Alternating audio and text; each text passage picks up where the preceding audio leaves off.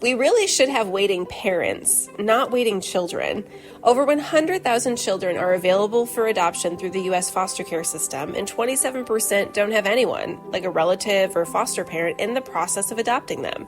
60% are between the ages of 5 and 17, and 2/3 are part of sibling groups of 2 to 8 children. Hey listener, my name is Marcy Bursack. My husband and I chose adoption as our plan A. After blogging about our journey adopting a sibling pair, I began mentoring families right in my own living room. That passion grew into the Forgotten Adoption Option, a nonprofit I now lead as a volunteer while working full-time in the tech industry. From my blog, 3 books, app, and classroom lesson to now a 45-minute course called Foster Care Adoption Simplified, which you can find at ForgottenAdoptionOption.com, I've created practical, heartfelt resources to help families navigate the foster care adoption process. As you listen to this episode, I encourage you to ask yourself, who in my circle needs to hear this? It's often people in what we call helper professions, people like therapists, nurses, doctors, police officers, firefighters, social workers, and teachers like my husband. These are the people who tend to step forward to adopt children from foster care.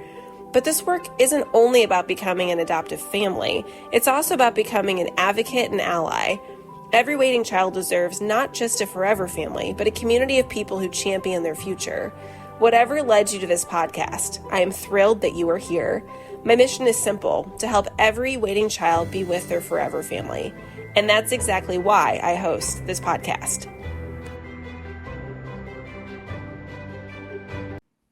Welcome to the Forgotten Adoption Option podcast. In this episode, I am so excited. We're going to learn about grant funding opportunities for families adopting through the foster care system. So if you just heard what I said, there's money available. Here it's going to be shared information too. It's going to be amazing.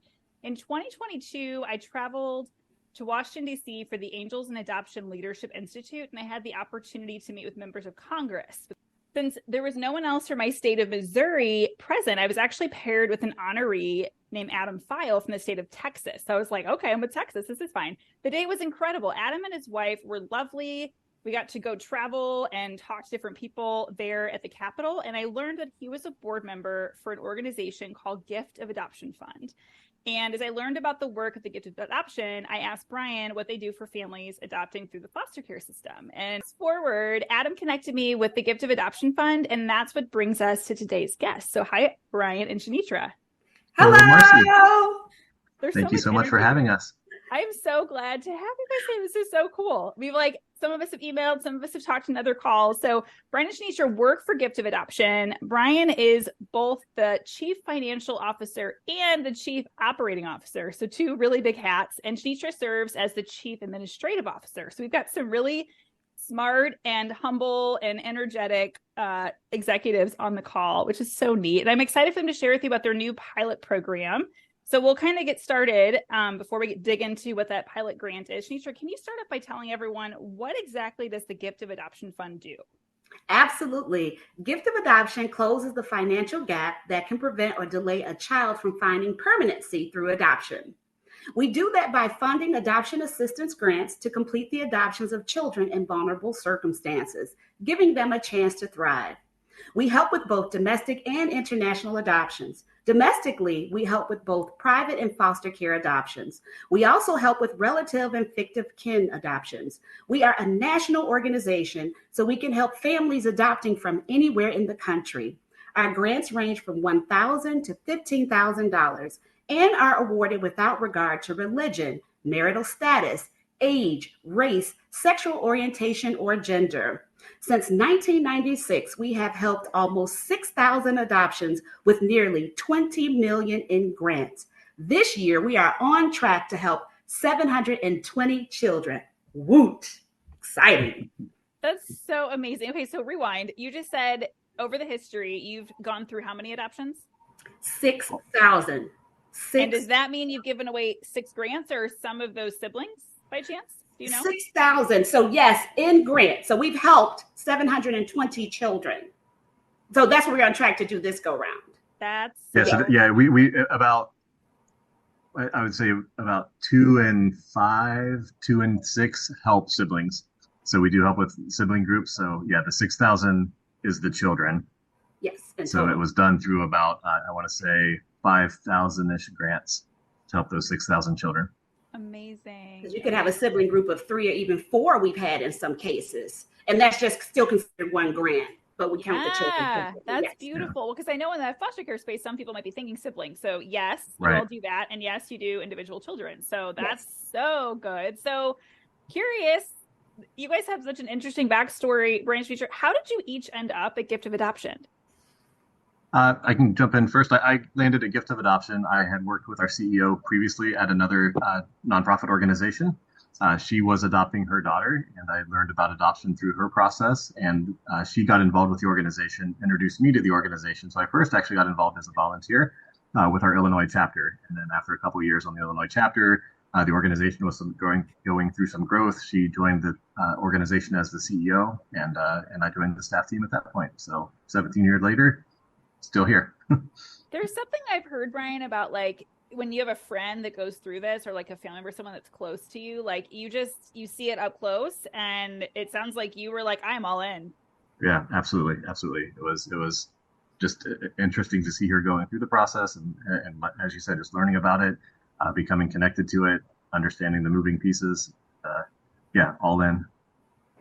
It's so amazing. So amazing. Shaneetra, how about you? Similar to what you were just sharing, watching friends go through it. So in 2004, I was invited to a fundraising event that good friends were hosting at their home. And there is where I met Gene and Lucy Wyka, the founders of Gift of Adoption Fund. We're literally sitting there, and I had the opportunity to say hello and talk a little bit about Gift of Adoption, the mission, the impact that they're having, and where they see this organization going in the future. It was one of those conversations where you feel like you've met your celebrity. You know, you've sat down, you've had this conversation, you've educated yourself about it as well. And I thought, wow, I'd love to be involved in some capacity. Fast forward 3 years later, 2007, I joined the staff. And here we are, 17 years later. That's exactly how I got there. Am I allowed to tell our listeners you're technically the first person that was hired? You should. Yeah, you've been there since the beginning, which is so cool to me that like it's one thing to be there at the beginning of something, which is such an important piece, but to continue to help in this space is amazing for both of you to have the tenure. Well, let's just kind of backtrack and clarify for a second. So Gift of Adoption was in Port Washington, Wisconsin. So at that point, there was this conversation that took place before I joined on that they were going to relocate and move corporate to Illinois. And so there was new management, everything came into play, brand new. So that's when this first employee came on board in Illinois officially, but I'm not the first of GSW, which then became Gift of Adoption Fund. Ah, added history. Yes. Fascinating. So we wanted to be factual. Yes, I appreciate it's good because then we all know like, okay, the names have changed and that's interesting. So Brian, Gift of Adoption provides adoption assistance grants to complete adoptions of children. I think your words are in vulnerable circumstances. Can you share the types of grants that you've been able to offer since you've been around since 1996 as an organization? Sure, absolutely. So at Gift of Adoption, we believe that every child deserves the love and dignity that comes from being in a permanent, safe, loving home. So to that end, as Shaneetra mentioned, we do help with both domestic and international adoptions. We help with both private and public adoptions. And the children are really being adopted by a relative or someone in their life who has been identified by the birth family or the child welfare professionals who are working with that child to be in the best interest of the child. So the inter-country adoptions we support, they're completed following the principles set forth in the Hague Convention on Protection of Children, meaning the inter-country adoption has been determined to be in the best interest of the child because no relative is able and permanency with a family in the child's country of origin really has just not been possible. So they haven't been able to find anyone who can really accept that child into their family. So they've been made available for international adoption. So we can help in those situations. Our funding priorities, because we do get more applications than we do have funding to help, although we're always encouraging more applications so that we can continue to raise more funds to help more families. We do have priorities. So those are keeping biological siblings together or uniting biological siblings together in the same family. So sometimes they adopt, as we mentioned earlier, a group of siblings at the same time. Sometimes they adopt one child and then they're just living life, raising that child. And out of the blue, unbeknownst to them, they get a call from their agency saying the birth mother of the child you adopted 18 months ago, she's pregnant, she's due in 8 weeks. She'd like to place the child with your family so those siblings can grow up together. Would you like to adopt this child as well? of course they want to, but they hadn't been thinking about it or saving for it. So then they can turn to gift of adoption for assistance to make that happen. Other priorities: keeping child from being placed in foster care, or getting a child who is in foster care out of foster care. So if the totality of circumstances suggest that if this family is not able to adopt this child, the child's really at risk of becoming involved in state care, we want to be able to help prevent that. Or if the child's already in foster care and there's cost to the family to get them adopted out of foster care, we can help with that. A lot of times people think there's just no cost at all to foster adoption, and a lot of times that's absolutely the case, but there are some times where the family does have to pay something. So we want to help make sure that that's never going to stand in the way of a child joining a family, so we can help in those situations. We also prioritize children with life-threatening or critical medical conditions. Internationally, we help children who are at risk of aging out of their orphanage system or becoming institutionalized. If they turn 5 and are no longer eligible for adoption, or turn 13 and are essentially placed on the streets, if our funding can prevent that from happening, certainly we want to do that by getting there in time to get that adoption completed before their birthday. And then, of course, as Shaneetra mentioned, helping keep children with their family of origin, so through relative adoptions or fictive kin, if they have an opportunity to be adopted by clergy or a coach or a teacher or a nurse that cared for them, somebody in their life where they already know the child and they care for the child and they're able to adopt, that's considered fictive kin, and we want to help make those possible as well. So relatives or fictive kin is another priority. There's so much good. Like I love that I think you gave us a lot of good education, Brian, across the board on what kind of scenarios kids are in and why there's a need for adoption across international and domestic infant adoption and foster care. And I think I just want to take a minute and like appreciate the work that you all do, because you're helping such a need. You're helping so many children, and you're helping them have stability and to have a family. And I think that's very commendable. And I just want to like thank you both, because you just listed off a lot of things that are kids that could very easily be overlooked, or go through things they don't need to go through just because someone didn't intervene. And so and the case managers and the child welfare professionals, they're really advocating for the children and trying to determine what's in their best interest. Is it reunification? Is it guardianship? Is it long-term care and some other type of situation? Is it adoption? So we're not causing adoption. Adoption exists, and we're responding to it. And where that's deemed to be the best interest of the child, we don't want money to stand in the way of that happening. We don't want to delay it or stop it from happening. There's a perfectly healthy home for that child to enter, and that child is in need of that permanency and that care. So let's get them together. Yes. Well said, Mr. Murphy. Well said.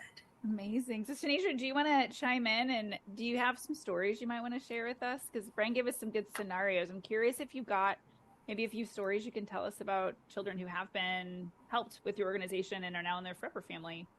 Of course I do, Marcy. I have lots of stories. So we have many mission stories, and I'd love to share them with you and your listeners. I know we will be talking about our new foster care grant programs a little bit more later in detail, but I will share a couple of our very recent successes from those specific programs. So we recently helped complete the adoption of a young man who had aged out of foster care. He had been placed in several foster homes and never felt like he was ready for adoption. After turning 18, he asked his caseworker if she could extend his placement until he finished high school.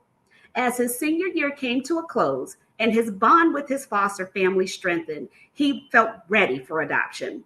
His foster family was happy to hear this, as they had hoped he would want to take that step, but they wanted to make sure it was his decision and not theirs. Since he had aged out of the foster care system and the legal fees to complete the adoption would be the responsibility of the family, so they reached out to us for assistance, and we were happy to be able to cover the cost so the adoption could be completed.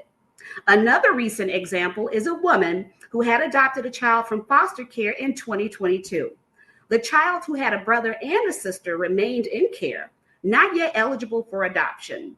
The two siblings would visit the home and stay for long weekends and holidays over the past 2 years.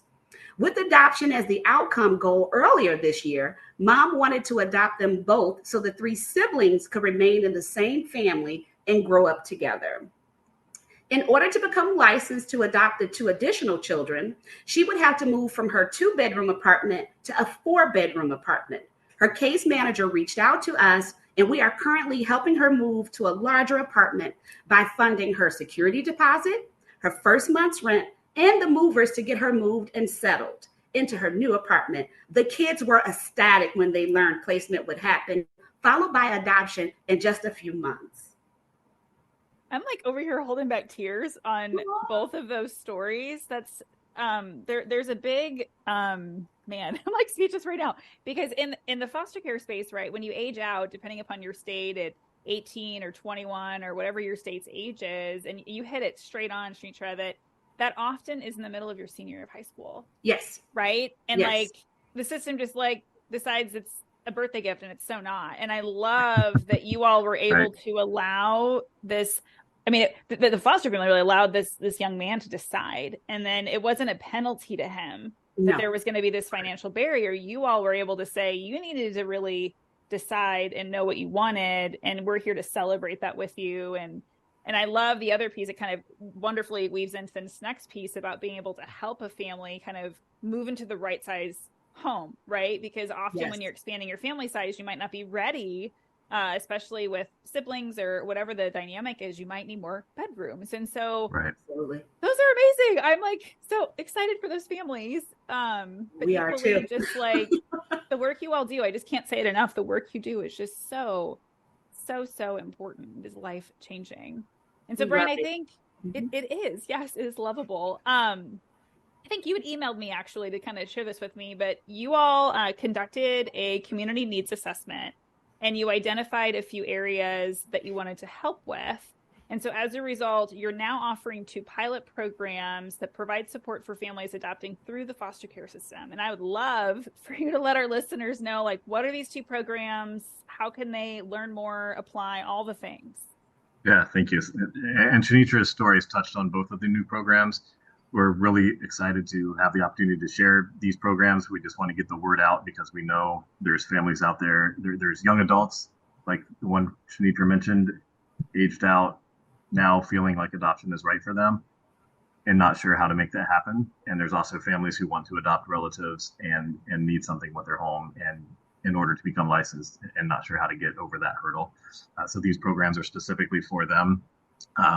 So the first is the grants to help 18 to 21-year-olds who have aged out of foster care and now of their own agency, they want to be adopted. So for whatever reason, they weren't adopted before 18. Maybe things took too long. Maybe they fell through the cracks somehow. Maybe they, like the example Shaneetra said, they just didn't feel ready quite yet. There's a lot of trauma. There's a lot, they move from home to home. They're not really sure where that bond's going to take place. Maybe they didn't want to upset the birth mother by terminating parental rights. So they just wanted to ride that out, and then they're 18 and that doesn't have to happen anymore. Whatever the rationale, whatever the motivation, we're neutral to. It doesn't make any difference. The point is now they want to be adopted, so let's help them. So I think the utilization, there's extended foster care now in a lot of states, and I think it's about 1% of the 20,000 that age out every year go on to become adopted. So we really want to see if we can move the needle on that. These are young adults who are now on their own, expected to find their own housing and figure out their finances and navigate the world on their own. I have a 21-year-old and a 19-year-old. I couldn't imagine them just being left to their own to figure out how to navigate this world. So it's really for them to just help them have that permanency, even if they're not living with the adult. Even if they're in independent living, but they still have somebody that is there for them who can answer those questions and guide them. It's just so critically important. So the first program is those 18 to 21-year-olds. If they are ready for adoption and there's costs that the family's going to have to pay in legal fees, representation, court costs, whatever those are, we can help with those. The second is relative licensing grants. So those are grants to help families who are adopting relatives or fictive kin. Again, fictive kin is very important. From foster care, and they need to do something to their home in order to become licensed to adopt. So they can help things like the move that Shaneetra mentioned. They can also help with renovations so that they can stay in the home. So maybe they need to add a bedroom. Maybe they need to add a window to a basement so it qualifies as a bedroom. Maybe they need a pool fence. Maybe they need mold mitigation or extermination. Whatever it is that the state has said, the caseworker representing the child has said, this home needs this in order to become safe enough to be licensed, we can help with those types of things. and also going into the vehicles as well. If they are adopting a child who has mobility special needs, and they need a wheelchair van or a lift or something like that, we can help with those costs as well. The key is that the state's saying these have to happen. They're not nice to haves as much as we'd like to help with all of the nice to haves. What we're really talking about are the have to haves. So the state's saying, in order for this placement and this adoption to move forward, you have to do these things, and the money has to come out of the family's pocket because it's not federal or state foster care subsidies or reimbursements for those types of improvements. We can step in and help with this. So we want to just walk side by side with those families and figure out what it is that they need so that we can make those happen.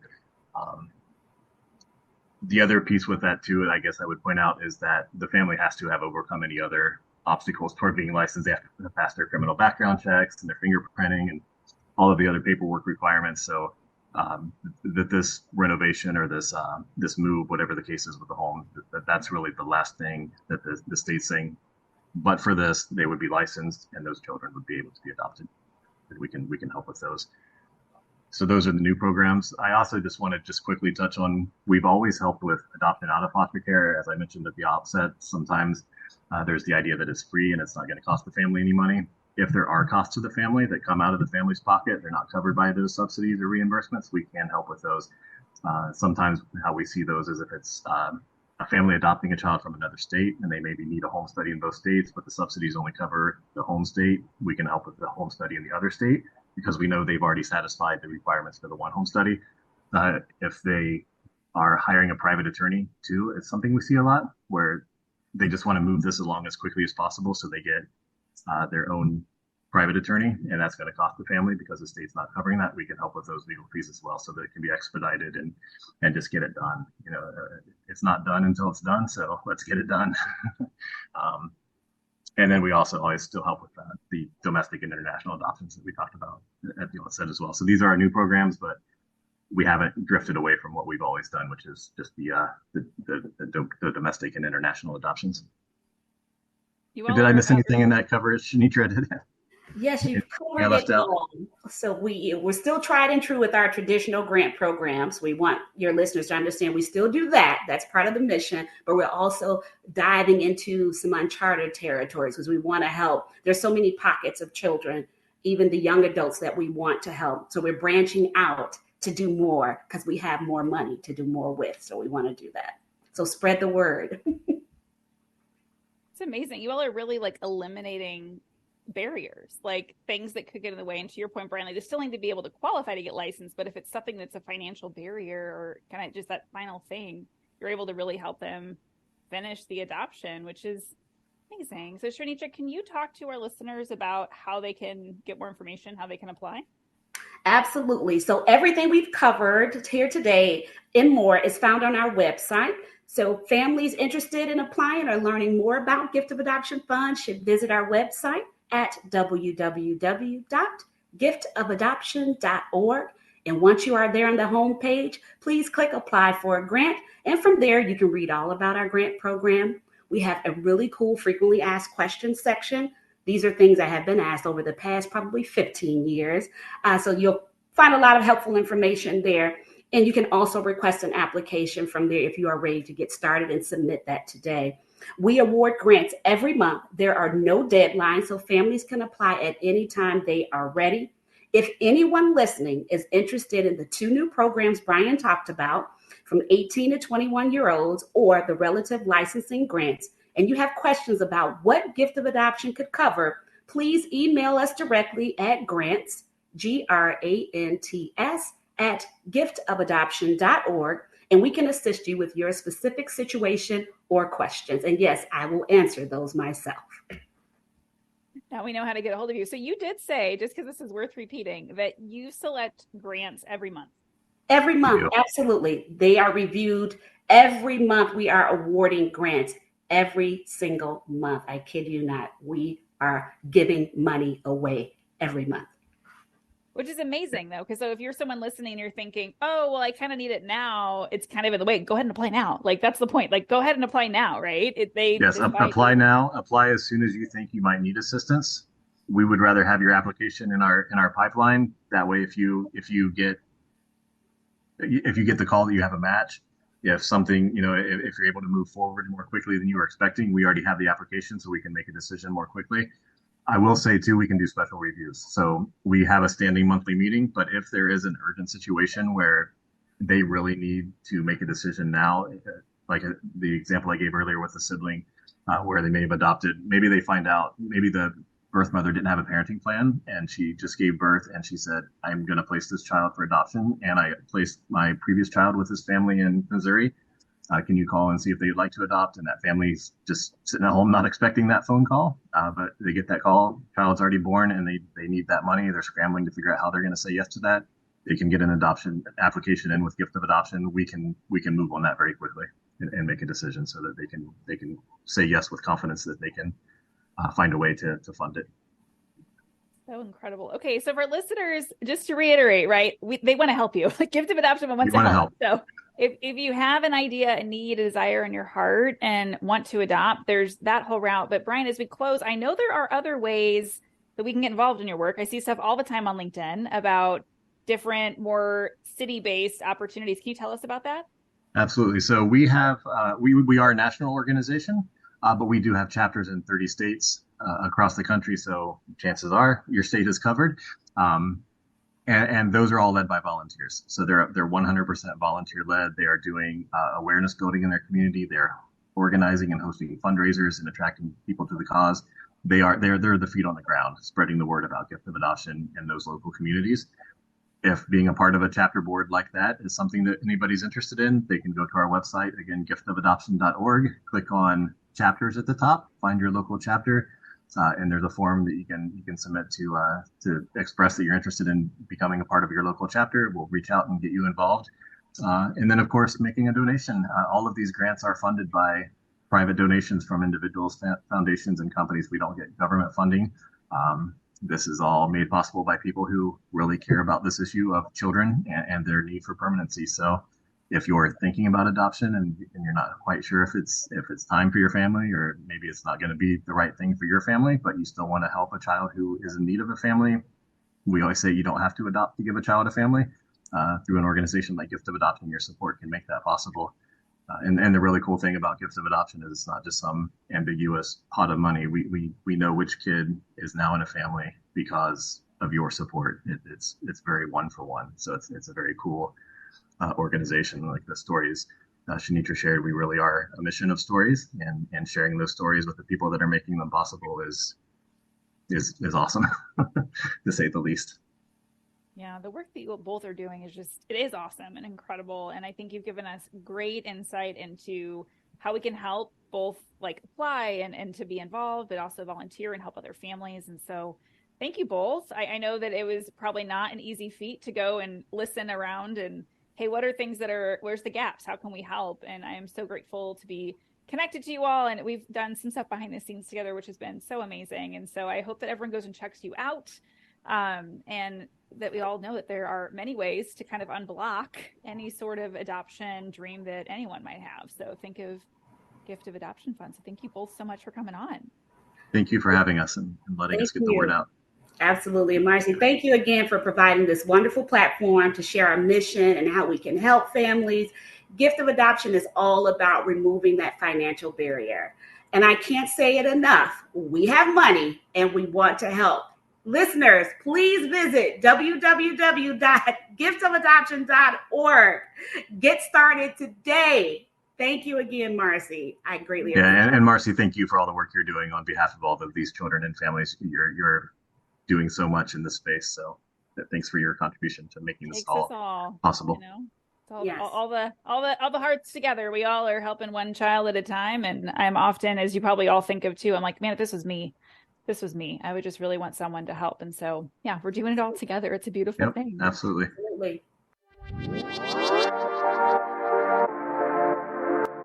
Thank you so much for spending time with us. It truly matters that you listen today, because by tuning in, you're opening your heart to the stories of children in foster care, sparking empathy and starting to see how your unique role, whether as a friend, advocate, or even as a future adoptive parent, can bring hope and belonging to a child or sibling group that is waiting.